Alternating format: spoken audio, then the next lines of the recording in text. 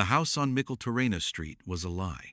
From the street, it was exactly what Alara had dreamed of when she'd moved from Milwaukee. A classic 1922nd Spanish revival, perched on a hill in Silver Lake. Its stucco facade, glowing peach in the late afternoon Sunday. A twisting staircase led up to a heavy wooden door. Bougainvillea, a riot of fuchsia, spilled over the porch railing.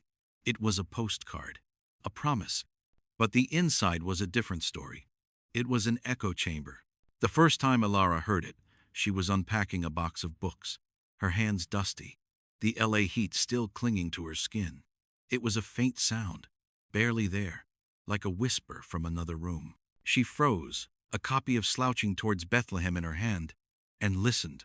The house was silent, save for the distant hum of the 101 freeway. Not right. The voice was thin, reedy, a woman's voice.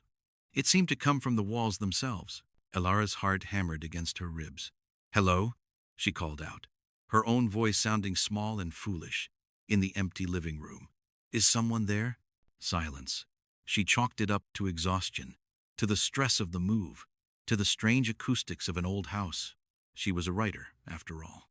Her imagination was both her greatest asset and her most persistent enemy. But the whispers didn't stop. They came at odd times, when she was making coffee, when she was trying to write, when she was lying in bed in the deep silence of 3 a.m. They were never clear, just fragments. "The light can't stay. He knows."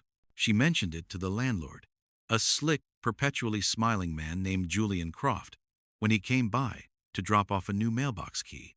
He wore a linen shirt that cost more than Alara's monthly grocery budget and smelled of expensive sandalwood.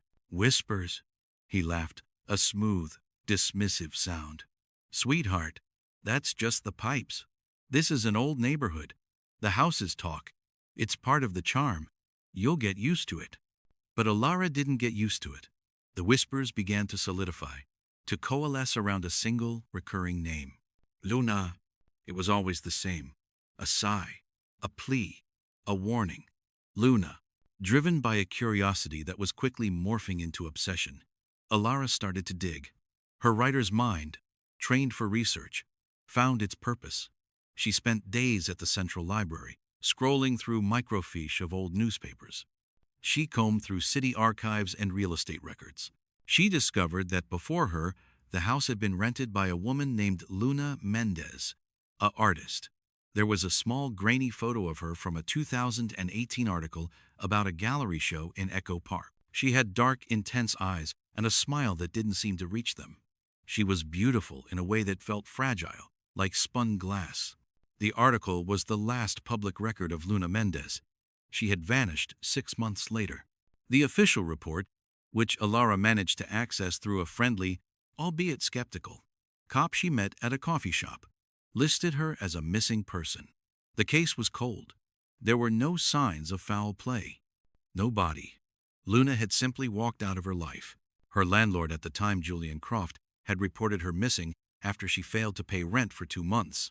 He told police she was troubled, unreliable, and likely just skipped town. But the whispers in the house told a different story. They grew more urgent, more desperate. Alara started to hear other sounds, the faint scratch of a pencil on paper, the smell of turpentine that would appear and vanish in an instant. She began to dream of a woman with dark eyes, painting in a room filled with a blinding silver light. She knew it was crazy. She was hearing ghosts, following the trail of a missing woman based on nothing but auditory hallucinations and a gut feeling. But the feeling was a hook in her chest, pulling her forward. Her investigation led her to Luna's older sister, Isabel, who lived in a small, meticulously kept bungalow in Atwater Village. Isabel had the same dark eyes as the photo, but they were shadowed with a grief that had hardened into a permanent weariness. When Alara introduced herself as a writer researching local artists, Isabel's guard went up immediately. "I've talked to reporters before. They just want a sad story. They don't really care about Luna." "I'm not a reporter," Alara said, choosing her words carefully. I live in her old house, on Micheltorena." A flicker of something pain recognition crossed Isabel's face. She invited Alara inside. Over bitter coffee, Isabel talked. She told Alara that Luna was brilliant and passionate, but also deeply sensitive. She had been working on a new series of paintings, her most ambitious work yet, exploring light and memory. But in the months before she disappeared, she had become paranoid. She said the house was listening to her, Isabel said, her voice low. She said Julian, the landlord, was always dropping by unannounced, making comments about her work. She thought he was stealing from her. Stealing what? Ilara asked. Ideas? I don't know. She was vague. She said he wanted her light. It didn't make any sense. I thought she was having a breakdown. Isabel's eyes welled with tears. The police said the same thing. They believed Julian. He's a respected gallery owner, connected. My sister was just a struggling artist. Julian Croft, gallery owner. The pieces clicked into place with a cold, sharp finality. The smiling landlord. The man who had so easily dismissed the whispers as pipes. Ilara's next stop was Croft's Gallery, a stark white space on La Cienega Boulevard in the heart of the art district. The current show was titled Luminism, the New California Light. The paintings were breathtaking. They were large, abstract canvases that seemed to capture and hold light in a way Ilara had never seen. They were luminous, ethereal. The artist being celebrated was a young, handsome man named Alexei Petrova, but the statement on the wall credited the groundbreaking technique to the gallery's visionary owner and curator, Julian Croft. The technique, the light. Ilara stood before the largest painting, a swirl of silver and gold that felt both vast and intimate.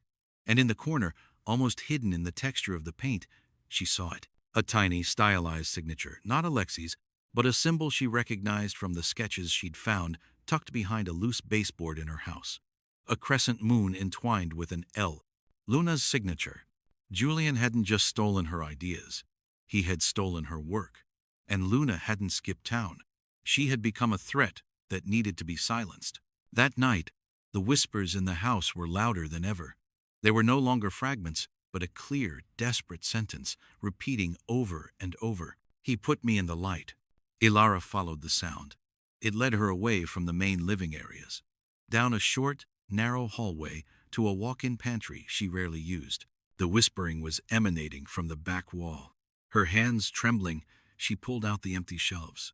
The wall was plain, painted white, like the rest of the house. But when she ran her hands over it, she felt a slight unevenness, a patch of plaster that was smoother, colder than the rest. Using a kitchen knife, she carefully chipped away at the edge. The plaster came away in a chunk, revealing not the wooden lath behind it, but darkness, a hidden space. With a growing sense of dread, she enlarged the hole. A smell wafted out, dry, dusty, with a faint, sweet undertone of decay. Shining her phone's flashlight into the void, she saw a small, dark cavity between the walls. And curled inside it, wrapped in a paint-stained drop cloth, was a human skeleton. A tarnished silver necklace with a crescent moon pendant hung around its bony neck. Luna! Ilara stumbled back. A scream trapped in her throat. The whispers had stopped. The house was utterly, profoundly silent. The echo had found its source. She didn't call the police. Not yet. Julian Croft was connected, powerful. He'd already fooled them once. He would have a story, an excuse. He would say she was hysterical, that she'd planted the evidence. She had to be smarter. She took pictures. She documented everything. And then she made a call, not to 911, but to Isabel Mendez. I found her, Ilara whispered into the phone. An hour later, Isabel was there, her face a mask of grim resolution. She didn't break down when she saw the skeletal remains. Instead, she nodded. A single, sharp movement. I knew it, she said, her voice steady. I always knew. Together, they formulated a plan. They needed irrefutable proof that connected Julian to the murder and the theft. Ilara remembered the paintings at the gallery. The groundbreaking technique. Luna's journals, which Isabel had kept, talked about her process. A complex method involving crushed minerals and resins that she had invented. It was her life's work. The next day, Ilara went back to the gallery. This time, she wasn't a spectator. She was a hunter. She waited until Julian was holding court for a group of wealthy collectors. Then she slipped into the back office. It was a temple to his own ego. Awards lined the shelves, but in a locked drawer, which she pried open with the same kitchen knife, She found what she was looking for. Luna's journals, dozens of them, filled with her sketches, her formulas, her thoughts, and a single, small, finished painting on a wooden panel, a study of light through a window that was unmistakably the view from the house on Micheltorena Street. It was signed, clearly, Luna Mendez. As she was taking photos with her phone, the office door opened. Julian Croft stood there, his smile gone, replaced by a cold, flat fury. "I should have known," he said, his voice soft and dangerous. The writer. So curious. Just like her. "It's over, Julian," Alara said, her voice shaking but clear. "I found her.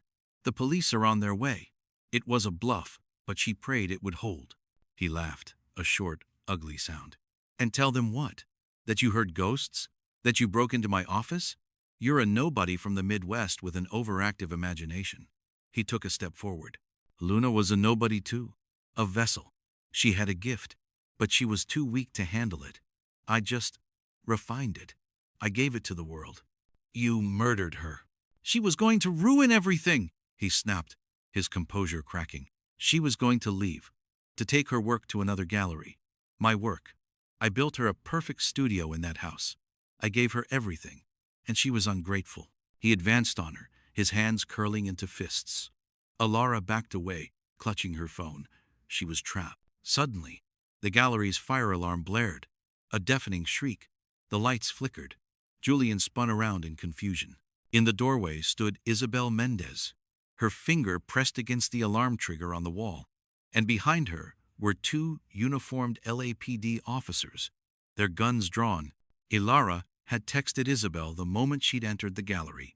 The bluff was no longer a bluff. "Julian Croft," one of the officers said, "you're under arrest for the murder of Luna Mendez." The aftermath was a media circus. The brilliant, respected gallery owner, a murderer and a thief, the tragic artist, finally given justice. Alara was hailed as a tenacious amateur sleuth. Her book deal, when it came, was for more money than she'd ever dreamed of.